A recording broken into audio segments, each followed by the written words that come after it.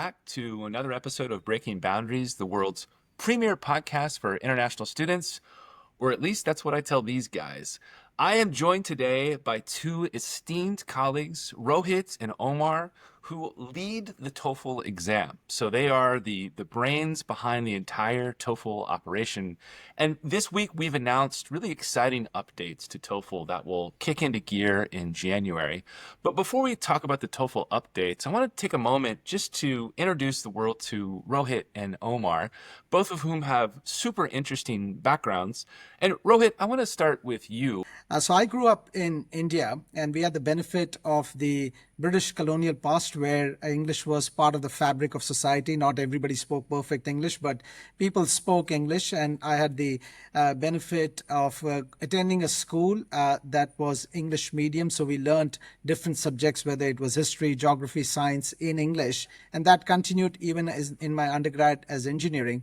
But as all of us know that, developing any skills, especially communication skills, it's all about practice. So while there was an element of learning and doing my formal education in English, but the moment you stepped out of the classroom, you were speaking in Hindi or your local language in India. And so it was perhaps not until the time I entered the professional part of my career, but also got the opportunity to come to the US and study in a fully native English-speaking environment where English was spoken not just inside the classroom, but also when you were in the cafeteria, but also interacting in day-to-day life, that muscle strengthened. And then, after that, I feel privileged to have had the benefit and opportunity of living and working in many different parts of the world where English was the de facto language of business. That's great. Thank you for sharing. And Rohit, that's a nice bit of foreshadowing. We'll discuss in a bit how we're modifying the TOEFL exam to capture English speaking on campus, both in the classroom and in the cafeteria. And I enjoy hearing you say that was a key part of your own study abroad experience. Now, let's shift to Omar. Omar speaks English better than a native speaker, just like Rohit. But Omar, I know you didn't start speaking English, so tell us about how you learned to speak this strange language. Yeah, that's right. So I learned English quite late in life. I was French educated. I'm emigrated to Canada and Montreal, French speaking part of Montreal, went to high school in French. I was in beginner's English throughout my high school, and, being uh, in Montreal to immigrant parents, they're quite strict. So TV was an absolute no-no at home until I found an angle, as I usually do, where my teacher required us to watch a 30-minute, 1 hour episode of anything in English and summarize it as homework daily. And so I discovered Fresh Prince of Bel-Air. And so that was my golden excuse to watch television during the week. And even as a 16 or 17-year-old back in the day, again, to immigrant parents, it was a little bit more of a no screen policy during the week, irrespective of your age. But that was my golden excuse. And so I started watching TV in English. And this is how it all started. I was allowed to watch television in English. And so I started doing that during the week. And then one episode went to two. Of course, they didn't know that I only had to watch 30 minutes. I ended up watching 3-4 hours of English television every night. That became my golden excuse, but that also gave me the ability to kind of familiarize myself with the language, be a lot more comfortable with it, repeat after someone, sing the Fresh Prince of Bel-Air jingle alongside Will Smith, and then one thing led to another, and obviously, here we are. This is so good. All right, for our Gen Z listeners, Fresh Prince was the first star vehicle for Will Smith, who is now a mega star. But it was set in West Philadelphia, and it was a really important sort of cultural touchstone in the U.S. I also grew up watching The Fresh Prince. That's a fantastic way to learn English. Now, Rohit, I know that you took TOEFL in the past, and perhaps taking over TOEFL now was your act of revenge. But tell me about your experience taking TOEFL, what I imagine was a few months ago. Um, yes, just a few months and a couple of decades back, if you add to that. But just like many other people who are preparing to study abroad, that becomes almost a requisite at that time. So you approach it as one of the things that you have to do. But as I evaluated the options, and it was clear that TOEFL was the right assessment for me to take at that time. And as I dug into it, like I mentioned before, having had the benefit of having my formal education in English medium educational institutions, there was an element of digging deep into certain aspects.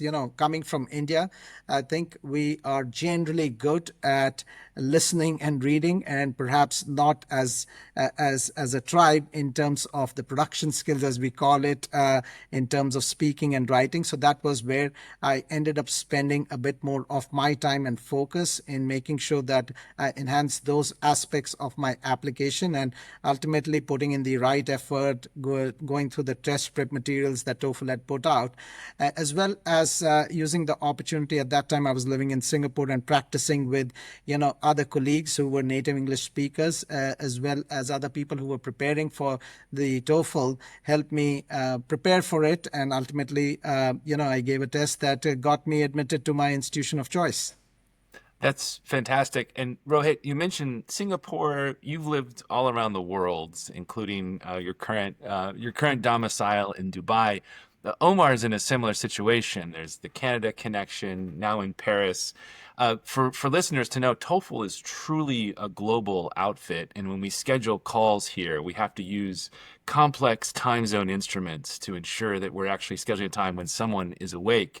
But Omar, I'm curious, beyond your English language journey, what was your favorite place to live and why? Because you've been all around the world. Dubai. By far. I spent 12 years there, absolutely adored my time there. And Dubai is it's quite an amazing melting pot where the UAE has about 10 million people that live there, of which only 1 million are from there. Huh. So it's really the center of the globe. You have people from India, from the Philippines, from the US, from Italy, from France, from Japan, from China, et cetera, all kind of living together. And the common language there, obviously people spoke Arabic, but the common language is English. That's how, 100 plus nationalities communicate for the most part. I love it. One last question for you both. Before we talk about the TOEFL exam itself, you both have lived a lot of places. You have very diverse experiences from West Philadelphia to the UAE. Rohit, let me start with you. Any tips for students who are adapting to a new culture, whether it's a European destination or in Southeast Asia? Any tips you have for students as they try to hit the ground running when they begin their studies in a place that's often foreign? Yeah, I think first and foremost is to shed any inhibitions that are there. Oftentimes, in a foreign place, you tend to also uh, sometimes be hesitant in reaching out lest you make a fool of yourself. So, I think I would say number one, shed any inhibitions. Immerse yourself. Any kind of learning only happens when you have an immersive mindset. Be curious about, if you're going to a different country, both the cultural nuances, but also other things from a sports to other cultural and historical aspects. As you learn about that, you'll be able to integrate much better and participate in society in a much more productive way. Otherwise, people tend to stick in their tribes together. If you're from India, you would tend to stick with other people from India, and there's nothing wrong with that. Obviously, there's always you can find comfort in familiarity, but part of the attraction of going abroad is to broaden your horizons, and that comes from when you let yourself go and be open to new experiences.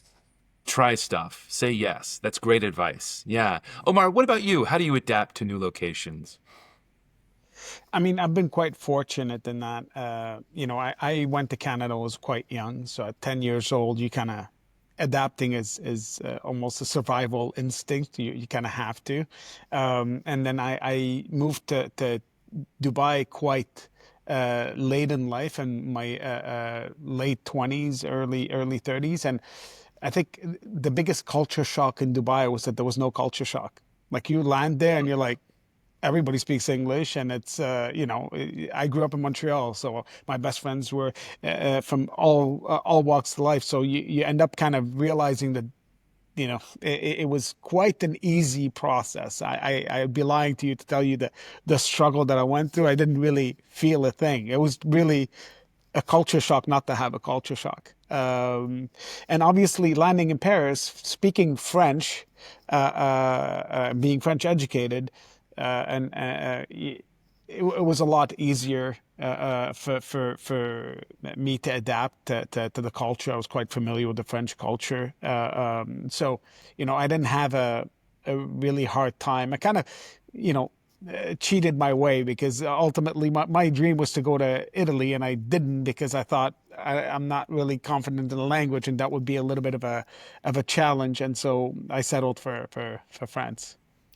Very smart. So you laid a simpler pathway based on cultural expectations. It's fun now. I mean, in the '90s, Fresh Prince of Bel-Air was available mostly to people in North America. Today, culture is so flat. Modern pop stars have a global audience, and so I do think that today's students have an advantage wherever they study. That they often have similar cultural touch points to students from that particular country. Well, let's dive into the TOEFL exam itself. And I appreciate you guys sharing some of your background. One of the things we're doing to TOEFL is we're modernizing the language of the exam to level the playing field for global students, regardless of whether they grew up in Quebec or in India. We want to make sure that everyone has a fair shot of flexing their English skills. And we'll share details in the show notes about the substantive changes that are coming to TOEFL in January. But Rohit, I'll start with you. I want each of you to have an opportunity to share maybe one or two of your favorite components of the modernized TOEFL exam. So Rohit, let me ask you, for students that are taking in January, what are you most excited for them to see? I am very excited that we are making TOEFL very relatable. And what I mean by that is you mentioned people coming from different backgrounds. And one of the criticisms that we have gotten over the years is that oftentimes some of our topics around which questions are asked are very niche topics. It could be 15th century Renaissance art. It could be a very unique, specialized field of medicine around which one of the listening, reading, speaking, or writing questions are asked. And you can imagine people coming from so many different backgrounds. Not everybody may have had the opportunity to be exposed to those topics while they are growing up. And so when a question like that is posed, people who are unfamiliar with that end up spending a lot of time just understanding the topic to be able to answer the question that is on English proficiency correctly. And so that becomes in many ways unfair to those group of people. And at TTS, we take fairness very seriously. And one of the changes that we are introducing is making sure that we have topics that have a broad range of appeal. It is obviously still catered to people looking for admissions into higher ed institutions, so academic oriented, but topics could be events or activities that happen on campus inside the classroom, so that it allows people to make sure that they are focusing their effort on answering the question related to English proficiency and not necessarily trying to learn a new subject in the stress of an exam environment. So I'm very excited about that because I believe that allows us to then be much more appealing to a broad array of students. And one of the reasons we are making this change is obviously we want, having gone through the experience myself, I would like TOEFL to be the most preferred assessment that people think about when they are thinking about taking an English language assessment for either higher education or migration, and this will allow them to move in that direction. That's a great summary, and this also illustrates something that both of you have brought to the table, a shift internally from seeing TOEFL as a gatekeeper to more of a gateway.